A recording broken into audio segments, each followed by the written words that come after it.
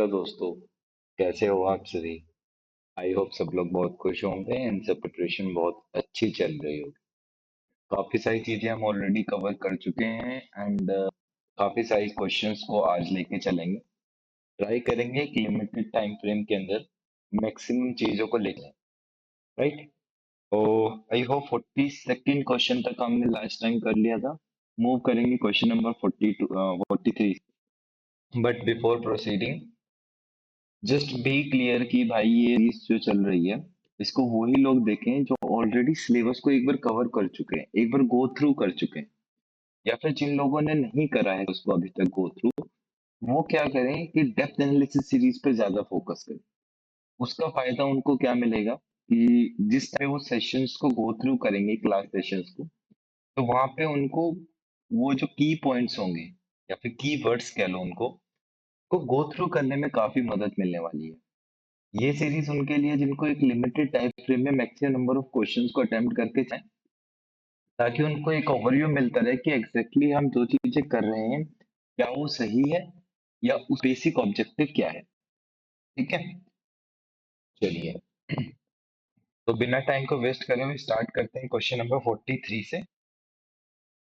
Question number 43, question number 43 basically कहता क्या है, with reference to special powers. चलो, स्पेशल पावर्स की इसने बात करी है। स्पेशल पावर किसकी? तो वो राज्यसभा की। अब जिसने भी राज्यसभा टॉपिक पूरा कवर करा है पार्लियामेंट से, उसको राज्यसभा की स्पेशल पावर्स भी पता होंगी, तो वो सेकंडों में इसको आंसर दे देगा। आप लोग भी कमेंट सेक्शन में कमेंट करके आंसर बताइए जब तक मैं इस क्वेश्चन को पढ़ता हूँ। It can authorise the parliament to make a law on the subject enumerated in the state list. क्या राज्यसभा के पास वो पावर है कि भाई वो पार्लियामेंट को कह सकता है कि भाई स्टेट लिस्ट पे लॉ बनाओ? अच्छा चलिए, मैं आपको एक रेफरेंस दे देता हूँ यहाँ।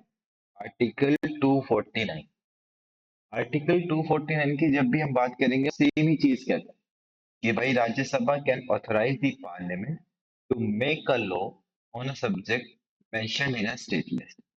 आर्टिकल 249 का रेफरेंस लेते हुए ये स्टेटमेंट हमारे लिए बिल्कुल सही है। मूव करते हैं सेकंड स्टेटमेंट पे। It can authorise the parliament to create new all India service. अब ये जो ऑल इंडिया सर्विस का कॉन्सेप्ट है ना, ये आर्टिकल 312 में मेंशन, और ये सेम चीज ही आर्टिकल 312 कहते हैं। तो कैसे हमने आर्टिकल 249 और 312 को कंसीडर करते हुए नई स्टेटमेंट्स देखी, तो दोनों ही स्टेटमेंट्स हमारी बिल्कुल सही है। अच्छा, क्या राज्यसभा, एक क्वेश्चन है, कमेंट सेक्शन में कमेंट करके बताना, क्या राज्यसभा वाइस प्रेसिडेंट का रिमूवल अकेले इनिशिएट कर सकता है? जल्दी से कमेंट सेक्शन में कमेंट करके बता दो, फिर इसको मैं लास्ट टाइम में, जब हमारा बिल्कुल लास्ट होगा, उस टाइम पे मैं बताऊंगा कि जवाब हाँ है या ना है। But for the time being, जल्दी से कमेंट सेक्शन को भर दो कि भाई जो प्रेसिडेंट वाइस प्रेसिडेंट का जो रिमूवल है, क्या राज्यसभा अकेले इनिशिएट कर सकता है, हाँ या ना। तो इसका आंसर, क्योंकि दोनों ही स्टेटमेंट आर्टिकल 249 और 312 कंसीडर करें, तो आर्टिकल आंसर हो जाएगा बोथ 1 एंड 2। कोई प्रॉब्लम? मूव करते हैं क्वेश्चन नंबर 44 पे। वो कहता है कि भाई चलो स्टेटमेंट्स को पढ़ो। ठीक है जी, देख लेते हैं। Consider the following statements. A resolution can be introduced by private members only, देखो वर्ड पे फोकस करना, only, only to draw the attention of the parliament on a matter of public interest. भाई ओनली वर्ड ने सारा काम खराब कर दिया। ठीक है, तो ये स्टेटमेंट हमारी हो जाएगी गलत, राइट। कि ये जो भी प्राइवेट मेंबर कोई भी रेजोल्यूशन इंट्रोड्यूस करता है, वो इसी के लिए नहीं होता है। ठीक है, वहां पे बहुत सारा स्कोप है। जब हम इसके स्कोप की बात करेंगे तो वो बहुत वाइड स्कोप है, तो ये स्टेटमेंट हमारी हो जाएगी गलत। मूव करते हैं सेकंड पॉइंट। जैसे पहला पॉइंट रेजोल्यूशन से रिलेटेड था, दूसरा पॉइंट है मोशन से related. Types of motion comment करके बताओ। Second, a motion is a contained independent proposal that is necessarily put to vote after the discussion. Why all the motions are not necessarily to put to put for vote in the house. जरूरी नहीं कि सारे ही motions को vote के लिए house में रखा जाए। तो ये स्टेटमेंट भी गलत हो गई, क्योंकि उसने डायरेक्टली एब्सोल्यूट स्टेटमेंट बना के कोशिश करी कि भाई डिस्ट्रैक्ट करने की। ना तो हमारी पहली स्टेटमेंट रेजोल्यूशन से रिलेटेड सही है, ना हमारी सेकंड स्टेटमेंट मोशन से रिलेटेड सही है, क्योंकि भाई जरूरी नहीं है कि सारे ही मोशंस को वोट के लिए रखा जाए। तो ये स्टेटमेंट हमारी गलत हो जाए। और एक और चीज मैं आपको इसमें बता दूं, जैसे मोशन के लिए ये जरूरी नहीं है कि उनको वोट के लिए रखा जाए, वैसे ही रेजोल्यूशन के लिए ये जरूरी है कि जितने भी रेजोल्यूशन होंगे उनको वोट के लिए रखा जाए। ठीक है, तो ये स्टेटमेंट देखो आपस में ऊपर नीचे करके इसने कोशिश करी है डिस्ट्रैक्ट करने की, लेकिन आंसर हमारा दोनों ही गलत है। आंसर हो जाएगा नीदर 1 and 2। आइए दोनों क्वेश्चंस क्लियर है, मूव करते हैं क्वेश्चन नंबर 45 पे। With reference to the performance of parliament, parliament performance से रिलेटेड है, कंसीडर द फॉलोइंग स्टेटमेंट। ये चलिए देखते हैं।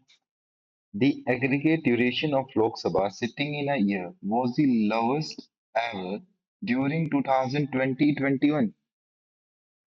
जो लोएस्ट सिटिंग हमें देखने को मिली वो कितने डेज की थी? 34 डेज की। आज तक की बात कर रहे हैं।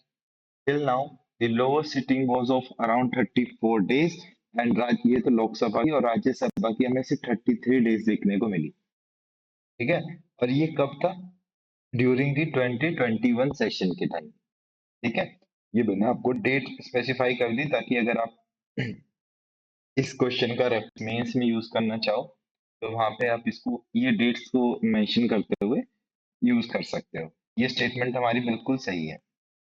सेकंड स्टेटमेंट है the percentage of women MPs in Lok Sabha have a continuous increasing trend. अच्छा यार ना, ये जो कॉन्टिन्यूस इंक्रीजिंग ट्रेंड है ना, जरूरी नहीं है। देखो हुआ क्या, हमें जो ट्रेंड देखने को मिलता है, वैसे आप लोगों ने शायद ट्रेंड नहीं देखा होगा। जब 1952 में फर्स्ट लोकसभा की सिटिंग हुई, फिर 1971 में फिफ्थ लोकसभा। एक ट्रेंड आपको समझाने के लिए मैं इसको ऐसे रेफर करके चल रहा हूँ। ये देखो, इसको थोड़ा ऐसे समझना। ये देखो 1952 में फर्स्ट लोकसभा की सिटिंग, उसके बाद 1971 में सेकंड लोकसभा की सिटिंग, 1984 में, फिर 1991 में 10th लोकसभा की सिटिंग। देखो इस टाइम पे जो वुमेन की रिप्रेजेंटेशन थी वही 4.4% थी, फिर हमें 5.1% देखने को मिली, तो मतलब कि इंक्रीज तो है। ठीक है, फिर 1984 में कुछ करीब 7.9 थी। अब आप कहोगे सर हाँ इंक्रीज तो हो रही है, कॉन्टिन्यूस इंक्रीज तो देखने को मिल रहा है, लेकिन जब 1991 आए ना तो वो 7.6 हो गई। अब इससे आगे बढ़ रही है या नहीं बढ़ रही, वो तो एक सेकंड कॉन्सेप्ट हो गया। अब ये क्या हुई, स्लाइटली डिक्रीज हुई, फिर बाद फिर से इंक्रीज होने स्टार्ट हो गई वुमेन की रिप्रेजेंटेशन जो थी। तब इससे क्लैरिफाई क्या होता है वो समझो। इससे क्लैरिफाई ये होता है कि जो वुमेन का ट्रेंड है ये कॉन्टिन्यूस वे में इंक्रीज नहीं हो रहा था, ये इंक्रीज हुआ फिर 1991 के सेशन में, जो कि हमारी 10th सभा थी। उस टाइम पे ये डिक्रीज हो गया, डिक्लाइन हो गया थोड़ा सा, पर डिक्लाइन तो हो गया, तो इसलिए कॉन्टिन्यूस इंक्रीज नहीं है। तो खाली स्टेटमेंट वन सही है कि जो सिटिंग सेशन हमें देखने को मिलता है वो 2020-21 का ही था। रीजन हमें पता है क्या है, उस टाइम पे कोरोना आउटब्रेक भी हुआ था, तो क्या पता माइट भी ये रीजन है। और अगर क्वेश्चन हमसे पूछ लिया जाता कि भाई हाईएस्ट रिपीटेशन कब देखने को मिली, तो it was around 14%, 17th Lok Sabha में हमें देखने को मिली थी। तो इस फॉर दी स्टेटमेंट उसने करेक्ट पूछा है मुझसे, एंड करेक्ट मेरी सिर्फ एक ही स्टेट है, ओनली वन। क्लियर। मूव करते हैं क्वेश्चन नंबर 46। देखो क्या कह रहा है, under which of the following criteria can a person be disqualified from being elected as a MP? अच्छा ये वाली जो डिस्क्वालिफिकेशन से रिलेटेड क्वेश्चन है या फिर क्वालिफाइड पर्सन से रिलेटेड क्वेश्चन है, बहुत ज्यादा इंपॉर्टेंट बन जाते हैं। तो ट्राई करना कि डिस्क्वालिफिकेशन और क्वालिफिकेशन क्या है, क्या प्रोसेस है, इन सबको याद करने की। तो पहला है अब क्वेश्चन पूछा क्या है कि डिस्क्वालीफाई कब हो सकता है, if he any office of profit under the union government. Exactly right. ठीक है, ये तो बिल्कुल सही है। अच्छा, इसके यहाँ कोई एक्सेप्शंस होते हैं? तो ये कमेंट सेक्शन में कमेंट करके बताओ कि क्या इसके अंदर कोई एक्सेप्शंस होते हैं। पॉइंट है, इफ ही और she is in detention under a preventive detention law. भाई आरपीए एक्ट 1951 को जब रेफर कर लो। ठीक है, जो डिटेंशन होगा, मतलब ये जो प्रिवेंटिव डिटेंशन होगा, ये कोई ग्राउंड नहीं है डिस्क्वालिफिकेशन का। तो ये स्टेटमेंट हमारी हो जाएगी गलत। Right. Third point, if he और शी इज एन अनडिस्चार्ज्ड इंसॉल्वेंट, तो ये जो है under constitution it is a ground for disqualification. Right, हमारा सिर्फ स्टेटमेंट टू गलत है, बाकी दो ही सही है।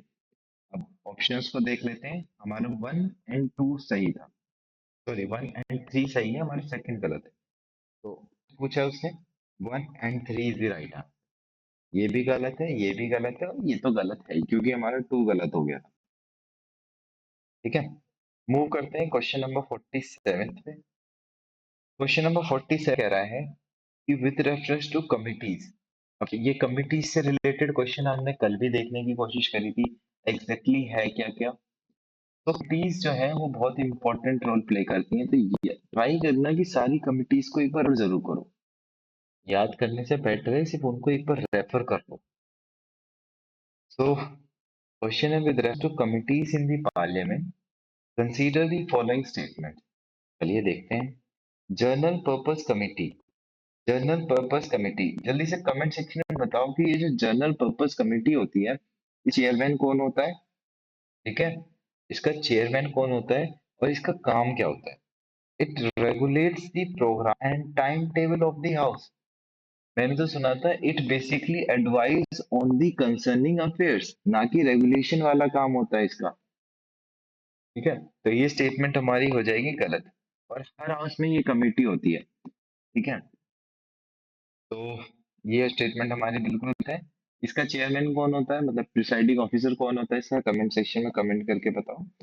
सेकंड पॉइंट है कि rules committee consider the matter of procedure and conduct of business in the house. Exactly right, ये रूल्स कमिटी का ही काम होता है, अमेंडमेंट और addition in the rule of house. ये सारा काम किसका है, रूल्स कमिटी का। तो स्टेटमेंट टू हमारी बिल्कुल सही है। मूव करते हैं और स्टेटमेंट 3 पे।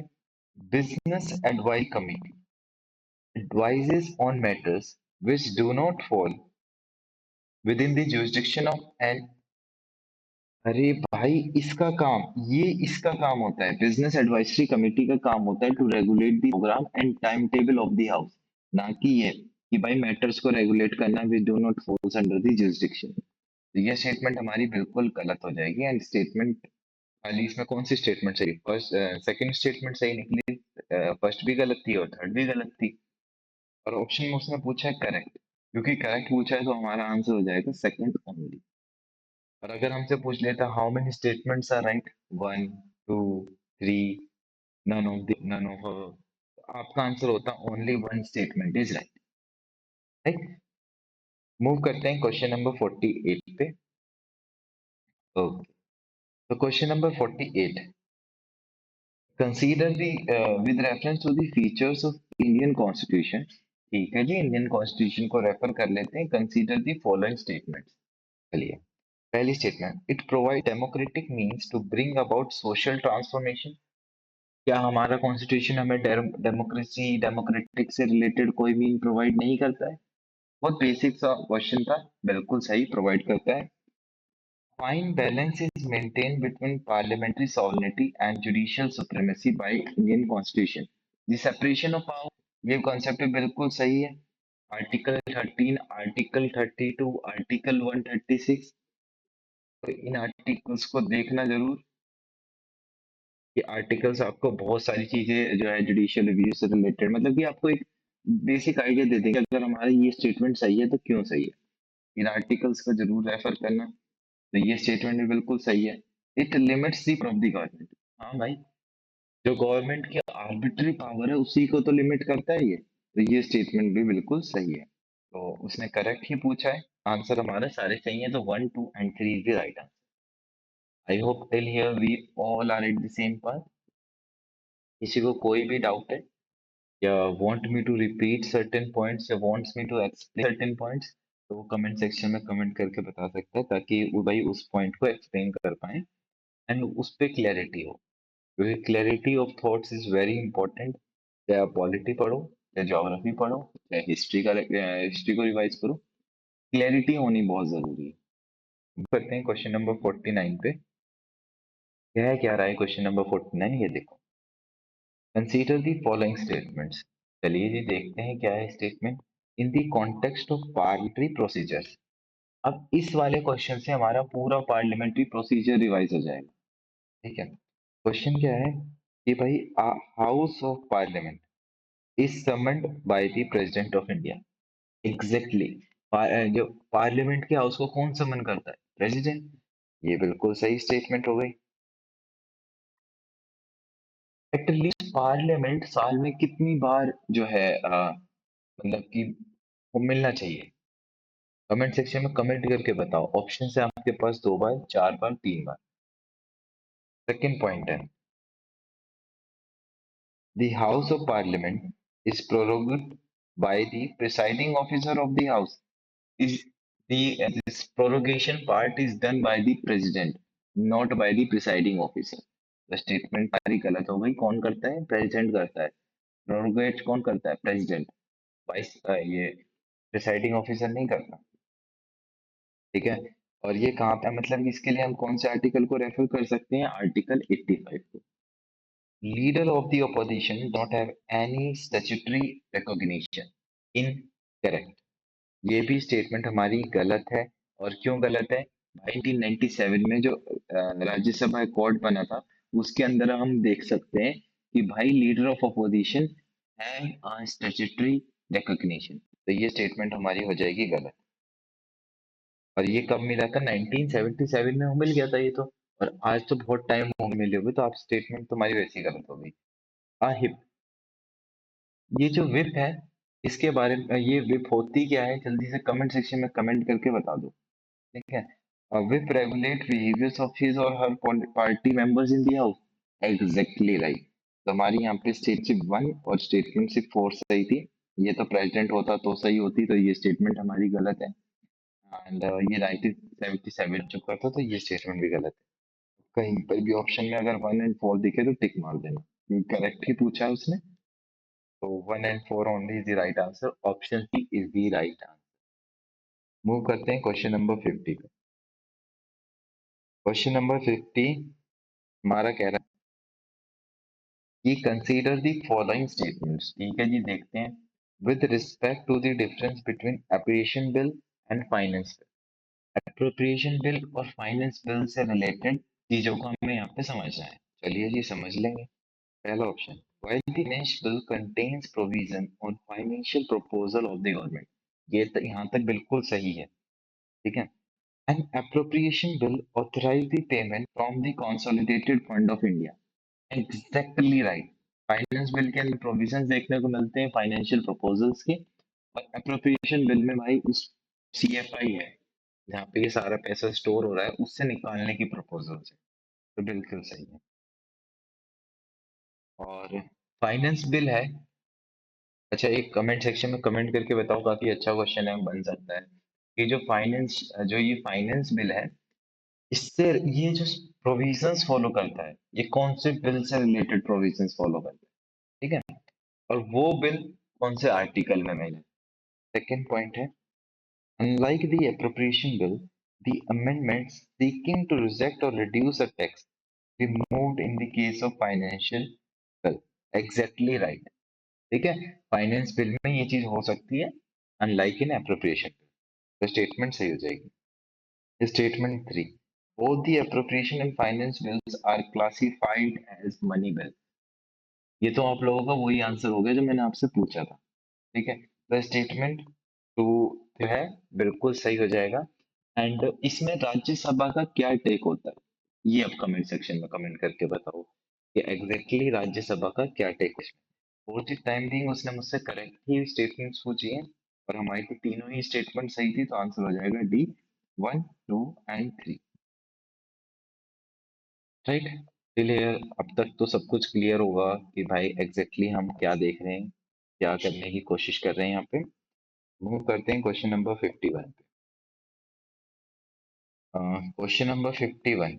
51 कहता है कि the corpus contingency fund of India is 30,000 crore. देखो आर्टिकल 267 क्लोज 1 पढ़ोगे ना, जब नेशन में कोई क्राइसिस आ रहा होता है या फिर उस टाइम पे जब नेशन में कोई क्राइसिस आया हुआ है और उस टाइम पे हमें उसको डील करना है, तब भाई हम इसको ऐसे यूज कर सकते हैं। और इसका कॉर्पस इतना ही है, तो ये स्टेटमेंट हमारी हो जाएगी बिल्कुल सही। ये आर्टिकल 267 क्लोज 1 को जरूर रेफर करना। ये आर्टिकल्स मैं इसीलिए बार बार बता रहा हूँ ताकि आपको एक क्लैरिटी हो कि जब हम क्वेश्चन को कर रहे हैं तो हम आर्टिकल्स को कैसे याद कर सकते हैं। क्वेश्चन पढ़ा, आर्टिकल समराइज करने की, रिकॉल करने की कोशिश करी कि हाँ ये आर्टिकल था, वो आर्टिकल लिख दिया वहां पे। ऐसे ही होंगे सारे आर्टिकल्स। सेकंड पॉइंट है, the fund is held by the unions finance secretary on behalf of the president. बिल्कुल सही है। ये जो सीएफआई है इसको कौन हेल्ड करता है, ये बिल्कुल सही है। Any amount withdrawn from the fund is return to it from, भाई पब्लिक अकाउंट ऑफ इंडिया से क्यों रिटर्न करेंगे, ये स्टेटमेंट हमारी बिल्कुल गलत हो जाती है। ठीक है, तो अगर रिटर्न भी करोगे तो कहाँ से करोगे, सीएफआई से।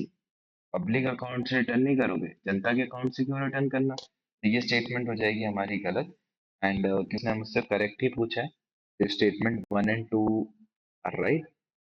Answer number A will be the right answer, 1 and 2 right. Question पूछ लेते हैं मेनी स्टेटमेंट्स आर करेक्ट, तो आंसर होता only 2 statements are correct. But फिलहाल तो ऑप्शन है, लेकिन अभी इस तरीके के क्वेश्चन ज्यादा आते हैं। मैं ट्राई करूंगा नेक्स्ट टाइम से उस तरीके के क्वेश्चन इनकलकेट करने की, ताकि हमें एक ज्यादा क्लियरिटी मिले। चलो मूव करते हैं नेक्स्ट पे, क्वेश्चन नंबर 52।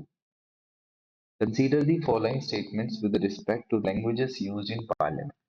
काफी अच्छा क्वेश्चन है, फ्रेम होने के चांसेस भी काफी ज्यादा है कि कौन सी लैंग्वेज यूज होती है पार्लियामेंट में, और इसके ऊपर अभी रिसेंट बहुत सारे डिबेट्स देखने को मिले। कर्नाटक, बिहार, तो ये जो डिबेट्स हैं ये कैसे हैं, कैसे रन कर रहे हैं, कैसे रिवॉल्व कर रहे हैं, उन पे जरूर फोकस डालना अपना।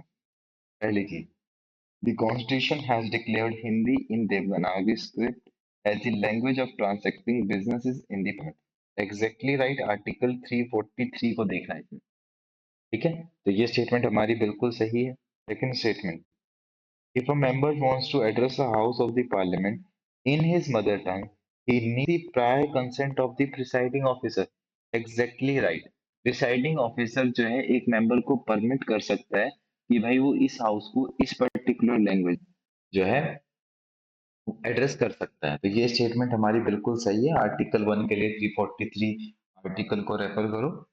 एंड उसने मुझसे करेक्ट ही पूछा है, तो दोनों ही स्टेटमेंट सही है, तो आंसर हो जाएगा बोथ 1 and 2। राइट, मूव करते हैं नेक्स्ट क्वेश्चन, क्वेश्चन 53 एंड 54 तक करने की कोशिश करेंगे आज। कल मूव ऑन करेंगे क्वेश्चन नंबर 55। तो क्वेश्चन नंबर 53 क्या कहता है, 53 कहता है कि the committee examines the promises and undertaking given by the ministers from time to time on the floor of house. इस तरीके का क्वेश्चन हमने कल भी देखा था, इससे लास्ट सेशन में भी देखा था। And reports on the extent to which they have been carried through. In the Lok Sabha, it consists of 15 members. In Rajya Sabha, it consists of 10 members. तो याद करना कि भाई इस तरीके के क्वेश्चंस भी आते हैं। कमेटी एग्जैक्टली होती क्या है डिफाइन करके दे देंगे, आप कमेटी सिलेक्ट करो। देखो मुझे इसका डायरेक्ट आंसर पता है, आंसर है कमेटी ऑन गवर्नमेंट एश्योरेंस। ठीक है, 1953 में ये कॉन्स्टिट्यूट हुई थी। 1953 में ये कॉन्स्टिट्यूट हुई थी। लोकसभा के अंदर हमें इसके 15 मेंबर देखने को मिलते हैं और राज्यसभा में इसके 10 मेंबर्स होते हैं। ये याद रखना कब कॉन्स्टिट्यूट हुई थी, कौन सी कमेटी काम कैसे करती है। डेप्थ में इसलिए नहीं पढ़ रहे क्योंकि भाई अगर डेप्थ में पढ़ने लगेंगे ना इन चारों कमेटी को तो काफी टाइम लग जाएगा। तो जब बात करते हैं सबॉर्डिनेट कमेटी की, देखो सबॉर्डिनेट लेजिस्लेशन से रिलेटेड कमेटी ये भी कब बनी थी, ये भी 1953 में बनी थी। और इसमें इस कमेटी में दोनों ही हाउसेस में 15-15 मेंबर्स होते हैं। तो अगर हमें सिर्फ मेंबर्स भी याद थे तब भी हम इसको एलिमिनेट कर सकते थे।